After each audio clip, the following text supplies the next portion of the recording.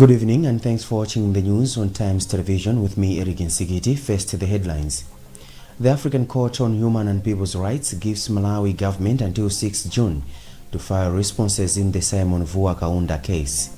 Congestion in most prisons causes health concerns. And President Lazarus Chakwera installed as champion for higher education in Africa. We have these plus many other stories. Please do stay with us.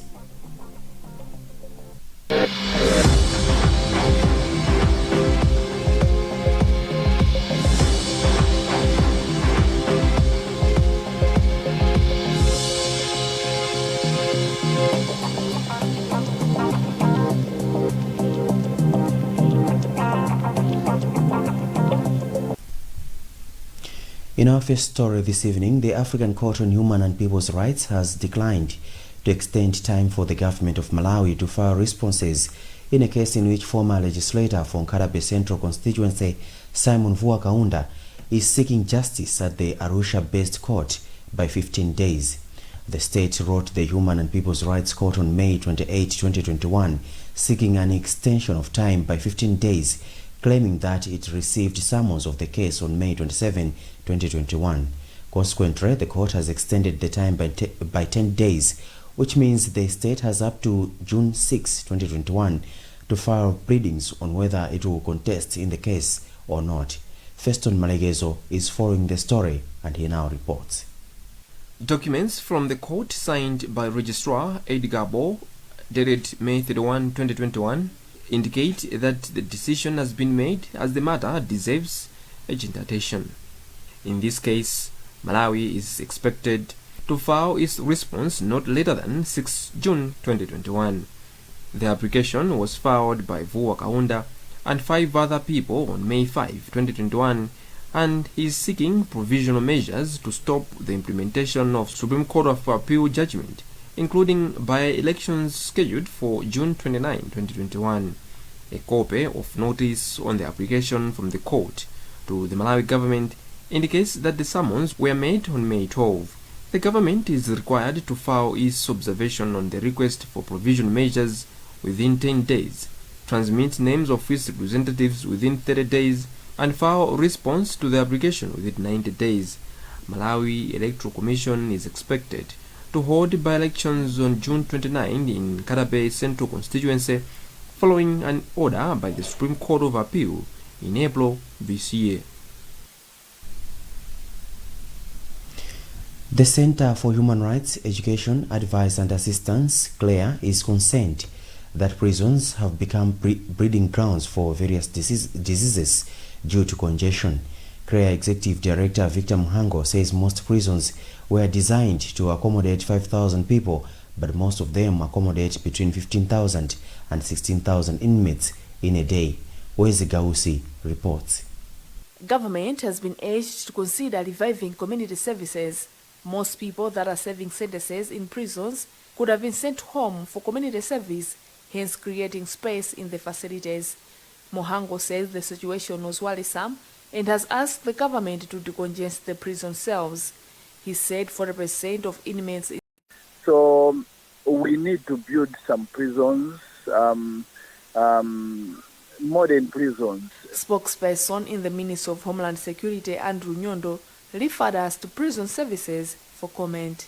Spokesperson for Prison Department, Chimwemwe Shawa, said that government was doing all it could to address some of the challenges facing prisoners. He says community service and probation of offenders are some of the things that Malawi Prison Service is striving to implement as reflected in its newly revised functions. Meanwhile, those whose sentence land between 0 to 6 months can be placed on public works program. Those between 7 to 12 months can be placed on community service, whilst those with 13 months to 36 months can be placed on probation section.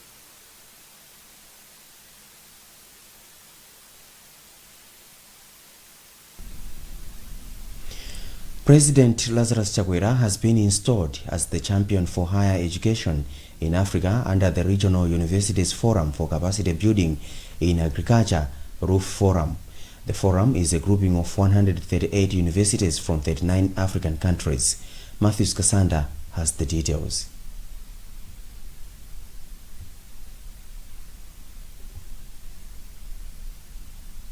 The event happened on Tuesday at Kamuzu Palace in Lilongwe, which was attended by representatives from different universities within Malawi and from across the border.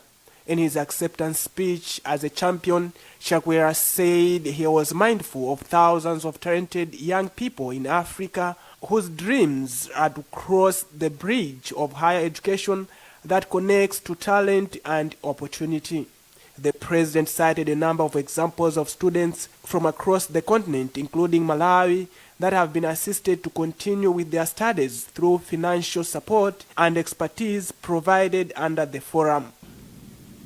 I was delighted because I knew that even though higher education is the most transformational power conceived by man, its reach was still limited to the privileged few due to the shortage of institutions to promote it and individuals to champion it. However, I did not, in my wildest dreams, foresee what an important role Roof Forum would play in pushing the envelope of Africa's progress forward. Executive Secretary for the forum, Adipala Ekwamu, said the president's recognition was motivated by his several contributions to the education sector. The other element that I would like to appeal to His Excellency relates to three things. One, remaining committed to increasing access to education for all in Malawi, not just for particular regions in Malawi. Also expanding opportunities for higher education. And in this endeavor, giving special focus to the girl child. Minister of Education Agnes Nyalonje stated that having received the largest share in the national budget, her ministry would work towards making sure that every learner learns in a classroom, sits on a desk, and has a qualified teacher. Vice President Saulos Chilima has challenged the country's agriculture experts to find solutions to some of the challenges the sector is facing. Chilima was speaking in Lilongwe on Tuesday at the start of the inaugural Malawi Annual Agricultural Policy Conference held under the theme Supporting Agriculture Transformation in Malawi Beyond Research to Implementation. He said having clear and relevant guidance from sector experts is very important for authorities to help them make meaningful decisions because the mega socio-economic trends for the country are currently pointing to an impending socio-economic crisis if decisive action is not taken now. Here's part of what Chilima said during the conference. That we're looking at how we can boost our yields across, across the whole sector, not just maize or beans, but really everything that is agriculture, including fish and livestock. And therefore, we need to make sure that our investments are giving us much better returns than we have seen in the past. Now, businessman Thompson Pinganjira's witness was on Tuesday heard without the public or the media following his request for the court to allow that the witness be heard in camera. Through his lawyer Patrice Nkhani, Pinganjira said the identity and nature of the evidence would better be heard in such circumstances. Jamison Chauruga reports. Nkhani said it is allowed by the law if the circumstances demand that the case can be heard in camera, especially if it is in the interest of justice. He said if it was simply to derail the proceedings, the court would not have allowed it. He said the defense remains with 2 or 3 witnesses and he will be asking that they too be heard in camera. So the law allows that sometimes in appropriate circumstances a witness may be heard in camera if the cause of justice requires it. And I wouldn't want to go into the details because it defeats the whole purpose, but the judge saw the need for allowing evidence to be done in camera, and so he proceeded like that. ACB's lawyer, Reinek Matemba, said he did not object to the application because he saw sense in the request. Unfortunately, I will not be able to explain exactly what happened in court. What I can say is we had approached the judge in chambers on the request of the defense. They made application that the testimony of this particular witness should be taken in camera, meaning with no public available, no members of the public present in court. There was a reason which they indicated to the court for making the application that the testimony should be taken in camera, which we agreed with. We saw sense in the reasons that they had put forward. Mpinganjira stands accused of attempting to bribe 5 judges who heard the presidential elections case to rule in favor of former President Peter Mutharika and the Malawi Electoral Commission MEC. The Tobacco Commission, TC, has fired 33 of its staff after a personnel audit revealed that they were recruited without following procedure. According to a communication which Times has seen, the audit revealed that, among others, the employees were recruited without undergoing interviews. Justin Nkwewu has more in this report. A well-placed source has confided in Times that some of those who have been fired are David Jose, who is son to former Inspector General of Police Rodney Jose, and Sherifa Banda, who is related to Democratic Progressive Party DPP Secretary General Grezeda Jeffrey. Both TC Board Chairperson Harem Kandawire and Chief Executive Officer Joseph Chidanti Malunga have denied to comment on the matter.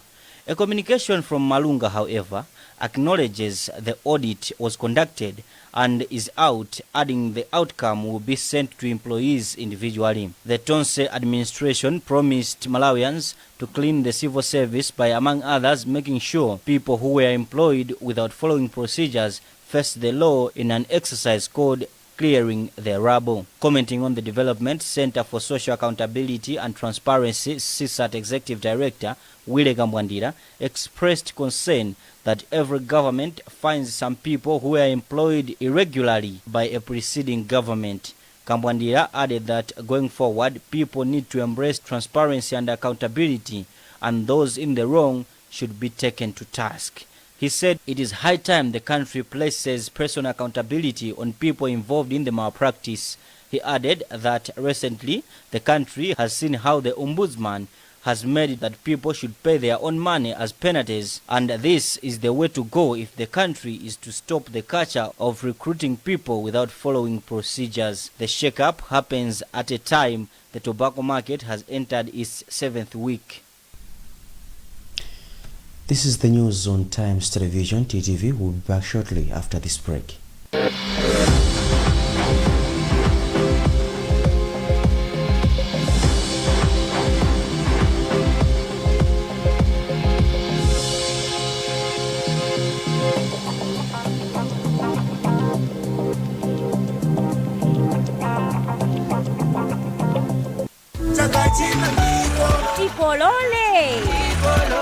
Kungonjezera mayunitsi atnm kuyambira 200 kwacha kapena kuposera pamenepo mutha kukhala mmodzi mwa mamilioneya mu TNM Tikolole promotion.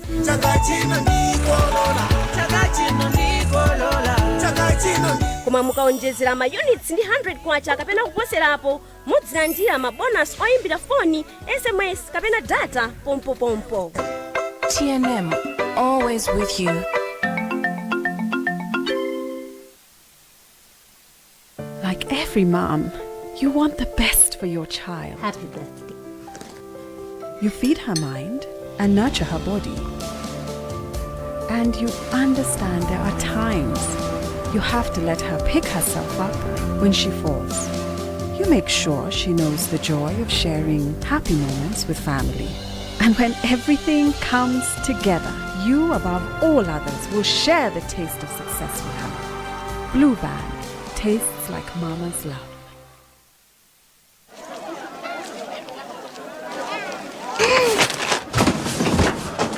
Do your gums hurt? Yeah. Does your toothpaste contain sage, eucalyptus, myrrh, chamomile? All that in one toothpaste? Yes, try Colgate Herbal. Colgate Herbal contains nature's best herbs and Colgate's fluoride technology to give you strong teeth and healthy gums. Ah, Colgate Herbal. Let's go. Colgate Herbal for strong teeth and healthy gums naturally.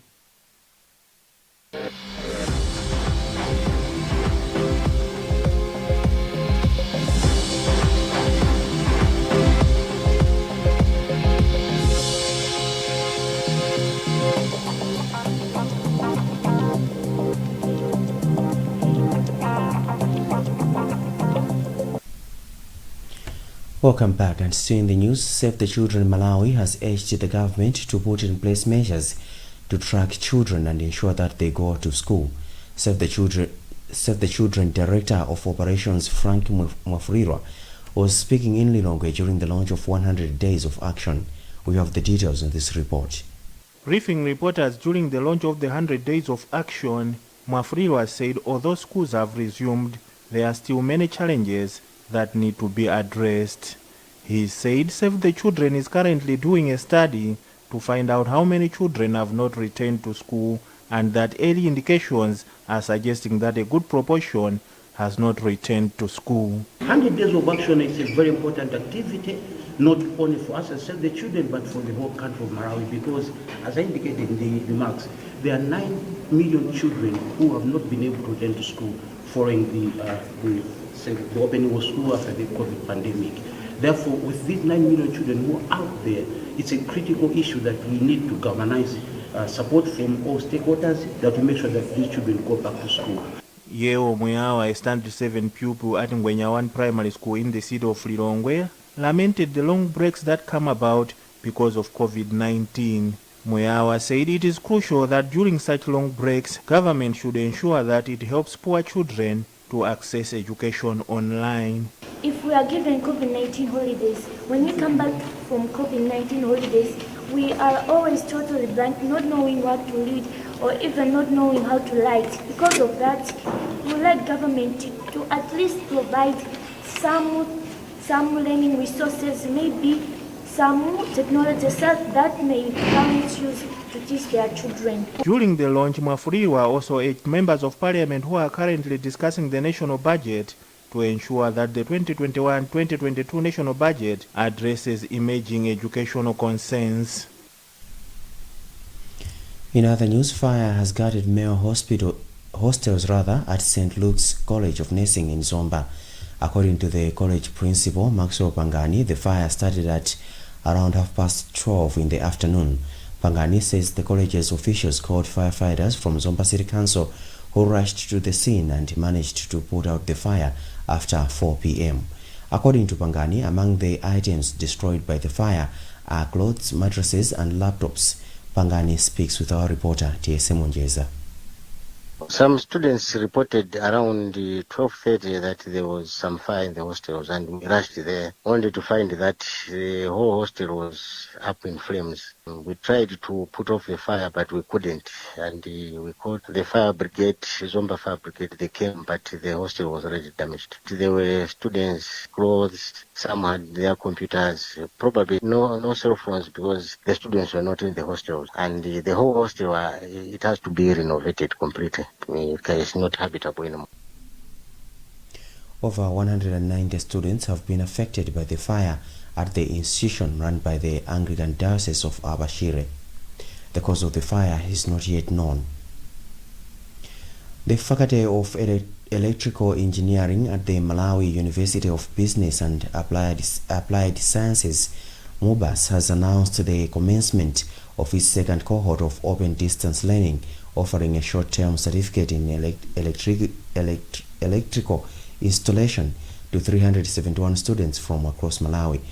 Chief of Party for Strengthening Higher Education Access in Malawi activity, Zikani Kaunda, said they are working with institutions of higher learning to come up with programs that can be given to students who are unable to go into university because of space or other problems like fees.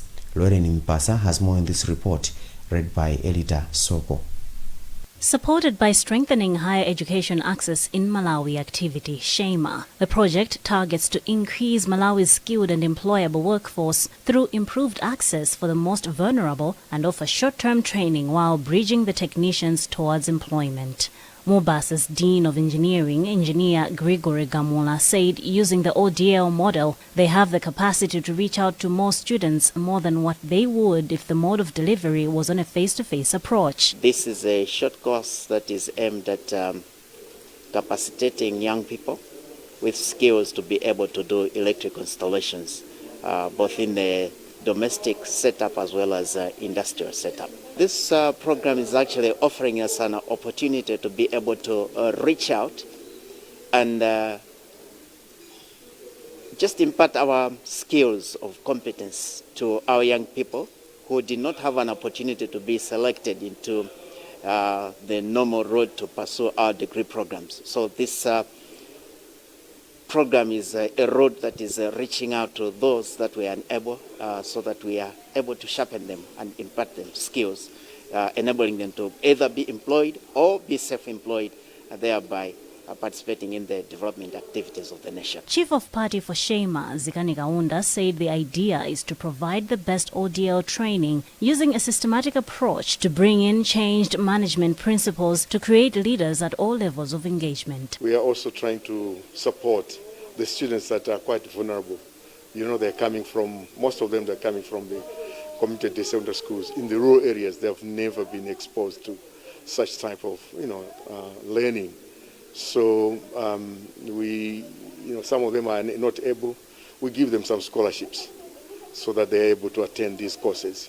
So it's the quality type that we are also controlling and working with the university partners that we have a quality type of open distance learning. Funded by USAID under Arizona State University, Shema is developing a viable and effective open distance learning model with Malawian universities, one that is economically sustainable, replicable and appropriate for Malawi.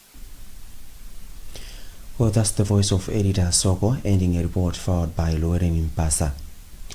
A Northern Region bloc established to lobby and advocate for the development of the region, Nyika Development Trust, has challenged the Tonse Alliance-led government to live up to its promises by implementing its pledges. The trust was commenting on the 2021-2022 national budget, which the bloc has said has started delivering some of the pledges for the Northern Region. On the spotlight is the Nkarabe-Usisia Road, which the government has promised to construct. Chairperson of the trust, Pyuka Mfuni, made the remarks after donating personal protective equipment to learners at Nkarabe School for the visually impaired. Mfuni explains. In the budget it is announced, and this announcement says there's going to be Osiska Road, between Nkarabe and Osiska Road, that will be developed. And it is the responsibility of NDT and people of Nkarabe and people of the North region to ensure that this is adhered to. We are tired of hearing there's a development that is going to be done by the end of the budget year or the financial year. You find that thing has not been done. But this time things are going to be different. The finance minister was clear, and we're also making it clear now that development are going to be done between Nkarabe and Osiska through the road. In his remarks, head teacher for the school at St. Maria Goretti Resource Center, Peter Montali, appealed to all stakeholders to join the government in assisting the school, which he said is not properly funded to meet its operational costs. Montali explains. This is the responsibility of all stakeholders. The government alone cannot do anything. But however, we are facing out of challenges, out of problems. For example, this school depends the grants, funding from the government. But that funding is too randomly. For example, I don't know if I've retired. The last funding we got, it was in December. But however, we have the support staff. They need their wages. We have the water bills.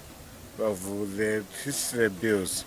All these, they need to be sorted out. But this time, however, I'm very thankful for the church that supports us very much, because all these bills have been paid by the church. In international news, Saudi Arabia is requiring all pilgrims for the scaled-back annual Hajj in July to be vaccinated against COVID-19.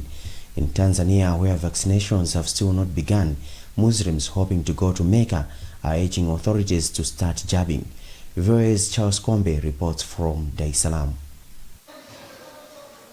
Omar Abubakari, like many other Muslims in Tanzania, wants to make the pilgrimage to the holy city of Mecca. It's an integral part of the Muslim faith, but for now, only those immunized against COVID-19 can take part in this year's Hajj. Abubakari is worried because vaccinations in Tanzania have yet to be approved. The time remaining is limited, but still, we haven't given up.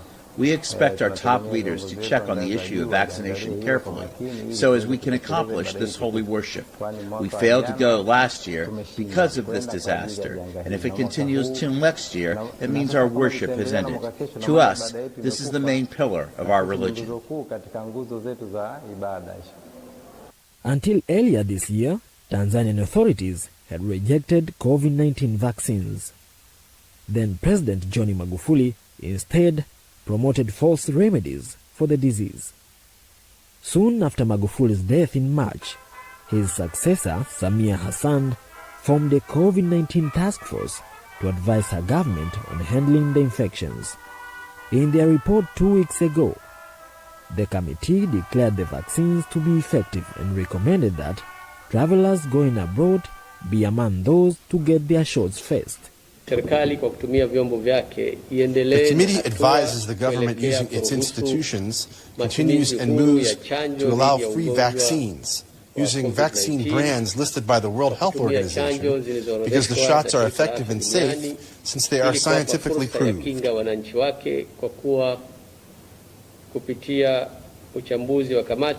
Chanjo hizo zina ufanisi na usalama unaokubalika kisayansi. Last week, President Hassan said the government is checking to see if COVID-19 vaccines that are available in other countries can be ordered for Tanzanians. But with no vaccination campaign in sight, Muslim leaders see the chances of Tanzanians attending this year's pilgrimage to be low at best. I cannot say that we can't accomplish Hajj worship, but the percentages seem to be very low to accomplish the worship this year. The remaining percentages only Allah will decide, because even if we get vaccinated, as our leaders are struggling to accomplish, still, time is a challenge.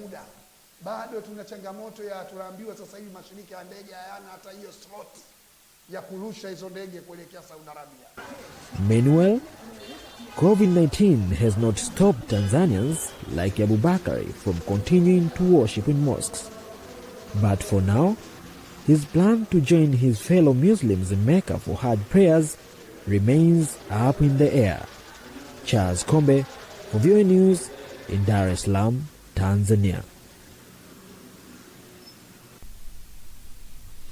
And that's the news for now, but before we go, the headlines again. The African Court on Human and People's Rights gives Malawi government until 6 June to file responses in the Simon Vua Kaunda case. Congestion in prisons causes health concerns, and President Lazarus Chakwera is installed as champion for higher education in Africa. You've been with me, Eric Nsikiti, but remember you can get more on these and other stories by visiting our website www.times.mw, liking our Facebook page Times 360 Malawi, and following us on Twitter at Times 360 Malawi. Good evening.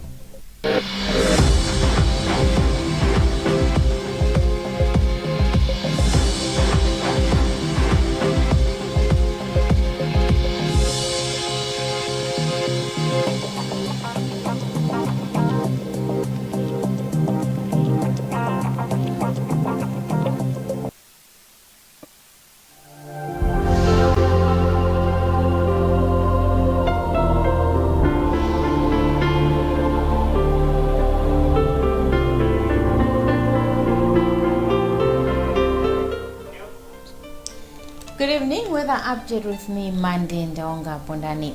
Weather forecast for tonight and tomorrow. Expect cool cloudy conditions with fog patches and few rain drizzles tonight and during morning. While mild and cloudy with rain showers mainly over highlands and lakeshore areas during the afternoon. This is due to a cool moist air flow into Malawi from the Indian Ocean. Warning: moderate mirror winds are expected to continue blowing over Lake Malawi. Therefore, fishermen and all lake users are advised to take all the necessary precautionary measures in the day. In the Shire Valley, expect mild and cloudy conditions with localized showers tonight and during morning. Localized showers during the afternoon. In Southern Highlands, Expect cool and cloudy conditions with patches of fog and a chance of drizzles tonight and during the morning. It will be cloudy with rain drizzles in the afternoon. In central areas, it will be cool and cloudy with rain drizzles over a few areas tonight and during the morning. Expect rain showers over a few areas during the afternoon. In lakeshore areas, expect cloudy conditions with localized rain showers tonight and during the morning. Localized rain showers to continue later in the day. In the northern areas, it will be cool and cloudy with fog patches and rain drizzles over a few areas tonight and during the morning. It will be cloudy and mild with a chance of rain showers during the afternoon. Forecast temperatures. Gabu, a minimum of 21 degrees Celsius and a maximum of 29 degrees Celsius. In Blantyre, a minimum of 16 degrees Celsius and a maximum of 25 degrees Celsius. In Lalonga, a minimum of 16 degrees Celsius and a maximum of 24 degrees Celsius. In Mangochi, a minimum of 20 degrees Celsius and a maximum of 28 degrees Celsius. In Mzuzu, expect temperatures of a minimum of 16 degrees Celsius and a maximum of 21 degrees Celsius. Winds are generally southeasterly and forecast for Thursday. It will be cloudy with rain drizzles over most parts of the country. Times for sunrise and sunset for tomorrow, 2nd June 2021. In Mzuzu, the sun will rise at 2 minutes to 6 and set at 26 minutes past 5. In Lilongwe, the sun will rise at 3 minutes past 6 and set at 23 minutes past 5. In Blantyre, the sun will rise at 7 minutes to 6 and set at 14 minutes past 5. That's the weather update. My name is Amanda Ndanga Pondani. Have a lovely night.